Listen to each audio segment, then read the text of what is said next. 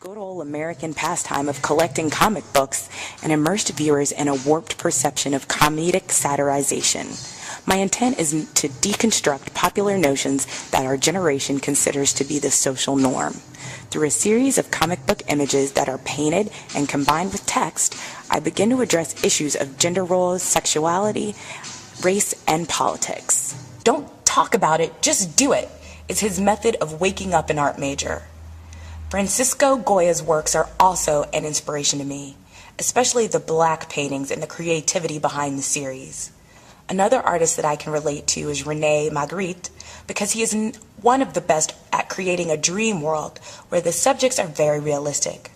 Most of all, I'm inspired just to do better and be the best I can be while uplifting one another. Painting is the primary outlet for my creativity. As a woman and as an artist, I am not afraid to make powerful, relentless figures that are bold, vibrant, and oftentimes alarming to the viewer. Through abstracted color and the feminine figure, I evoke strength, sexuality, self-awareness, femininity, and provocation. Overall, I want the viewer to be invited into a discourse with each painting, questioning my visual intentions. Why those colors? Why this title? Why is the figure engaged in that pose or gesture? Each work is a system of interdependent elements that collaborate to portray an aspect of relationships. His aesthetic decisions with regard to form and material are informed by the need to represent specific personal experience. Dawkins Rose's art practice is more concerned with the poetic than the narrative, and the work is never purely literal or figurative. I've been told that I am not the easiest person to read. The goal of my work is to fill in the gaps. I choose to paint women because it makes the artwork more personal to me.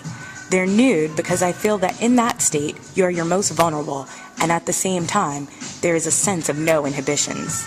Nudity also comes with some taboo attached to it. Done one way, it seems artistic and pleasing to the eye, but done another way, it could be seen as vulgar.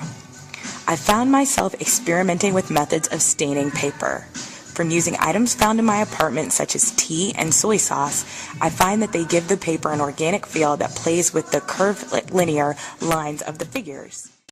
Other than my passion for art, I have a love for psychology. My ongoing goal is to constantly look for new ways to incorporate psychology into my artwork. Currently, I am dealing with the theme of autism and its different characteristics. This body of work speaks directly to my experiences over the past summer when I worked with children with autism. The different pieces speak to the characteristics, symptoms, and social problems of autism. As I move forward as an artist, I will continue to keep myself open to new techniques and materials.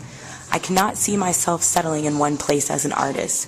Transitioning and constantly growing are my goals as an artist. With these two goals in mind, I will consistently be able to push myself to new levels and constantly strive to realize my greatest potential. I see my approach in genre leans toward the new wave of mixed media, digital art, and painting. I also present nuances of collage. My stylistic inspiration comes from combining styles of artist Aaron Douglas, Emma Amos, Faith Ringgold, and the stylistic and mixed media art of Lynn Marshall Linnemeyer. These artists have immensely contributed to the influence of my work by the way they present strong messages through almost animated, playful imagery. The vapid, translucent colors within Douglas' work are very exemplary to the layering that I produce within my images using computer art and painting. These are 4 artists that I see my work reflecting and responding to stylistically. I hope to continue to work in mixed media works and to produce works that will respond to the communities I interact with around the world.